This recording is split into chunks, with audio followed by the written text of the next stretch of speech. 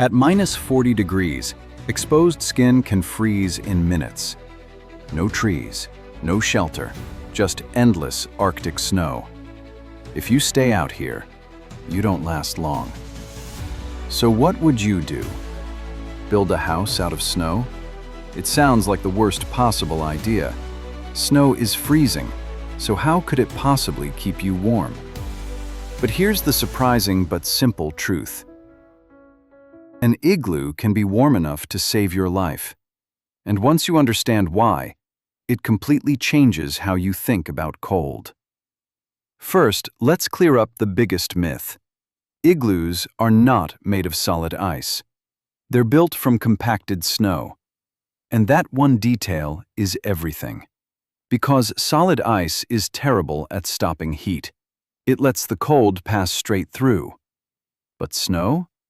Snow is mostly air. About 90% of it is tiny trapped air pockets. And air is an incredible insulator. That's why winter jackets puff up. That's why foam cups keep drinks hot. They don't rely on the material itself. They rely on trapped air slowing down heat transfer. An igloo works the exact same way. Those packed snow blocks form a thick shell filled with microscopic air pockets, which means heat can't escape easily. It gets trapped inside. But there's a catch. An empty igloo is still freezing cold. Because insulation doesn't create heat, it only keeps heat from escaping. So where does the warmth actually come from? You. The human body constantly gives off heat. Even just sitting still, you're acting like a small heater. Inside an igloo, that heat builds up because it has nowhere to go. Traditionally, Inuit people would also use a small oil lamp, a steady, low flame. Not a bonfire, not a furnace, just a tiny source of heat. But combined with body warmth, it's enough. Temperatures inside can rise to around 15 degrees Celsius, even when it's -40 degrees Celsius outside. That's a difference of over 50 degrees, created by nothing more than insulation and body heat. But the real genius is in the design. Igloos aren't just shelters. They're carefully engineered.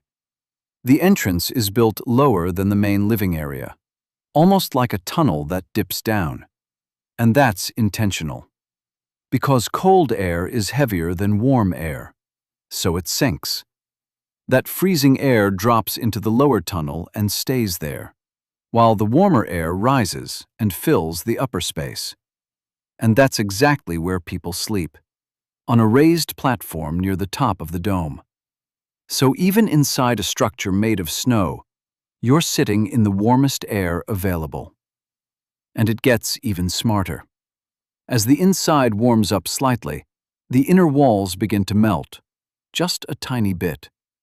Then they refreeze. This creates a thin layer of ice lining the interior, sealing cracks, blocking wind, and strengthening the structure. It becomes airtight, stronger, more stable, more efficient. So instead of fighting the cold, the igloo uses it. Every part of it, the snow, the air, the shape, even the temperature itself, works together.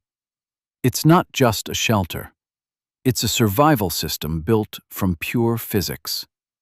And for generations, Inuit communities mastered it, turning one of the harshest environments on Earth into something they could live in. All with nothing but snow.